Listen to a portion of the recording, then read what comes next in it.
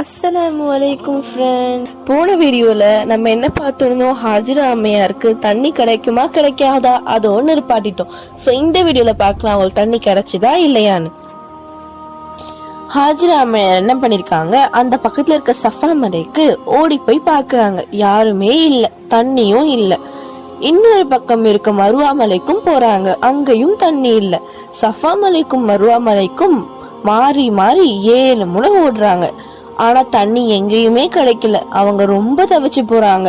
ஆனாலும் அவங்க கிட்டயே அவங்க பேசிக்கிறாங்க, பொறுமையா இருக்கணும், பொறுமையா இரு, ஏன்னா அல்லாஹ் தாலா நம்ம கூட தான் இருக்கான், அவன் பார்த்துப்பான் அப்படின்னு சொல்லிக்கிறாங்க. தண்ணி கிடைக்கவே இல்லையேன்னு ஹஜ்ரத் கடைசியா அல்வா மலைக்கு வரும்போது அவங்களுக்கு ஒரு குரல் கேட்டுச்சு. கொஞ்ச நேரத்துல திருப்பியும் அவங்களுக்கு அந்த குரல் கேட்டுச்சு. அப்ப அவங்க சொன்னாங்க, நீங்க யாருன்னு தெரியல, எனக்காக ஏதாவது உதவி செய்ய முடியுமான்னு கேக்குறாங்க.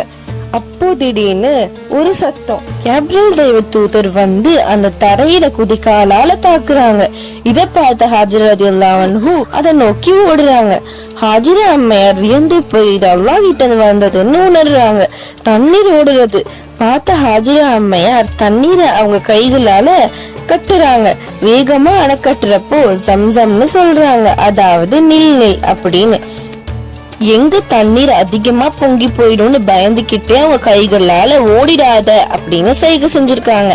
இத பத்தி ஒரு ஹதீஸ்ல இப்னு அப்பாஸ் ரலியல்லாஹு அன்ஹு அவர்கள் அறிவித்திருக்காங்க. நபி முஹம்மது ஸல்லல்லாஹு அலைஹி வஸல்லம் அவர்கள் அல்லாஹ் கிட்ட இஸ்மாயில் அலைஹி வஸல்லம் அவர்களின் அன்னைக்கு கருணை புரிவாயாக, ஜம்சம் நீரை அவர் அப்படியே விட்டிருந்தால் நீர் பூமியில் ஊதும் நீரூற்றாக மாறியிருக்கும் என்று சொன்னாங்க. ஹாஜியா அம்மையார் அந்த தண்ணீரை எடுத்துக்கிட்டு அவங்க தோல் பையில் நிரப்பிக்கிட்டாங்க. அதே போல அவங்க தண்ணீரை அருந்தி அவங்க குழந்தைக்கும் கொடுத்தாங்க.